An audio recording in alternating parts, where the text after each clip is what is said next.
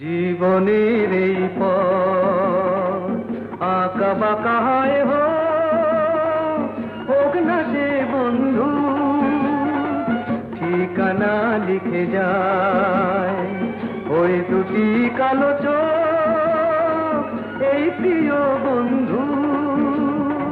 চেনা সে নামটি ধরে তুমি কি ডাকবে মোরে, আমি তোমার কাছেই ফিরে আসবো, তোমায় আবার ভালোবাসবো। তুমি কি ডাকবে মোরে, চেনা সে নামটি ধরে আমি তোমার কাছেই ফিরে আসবো।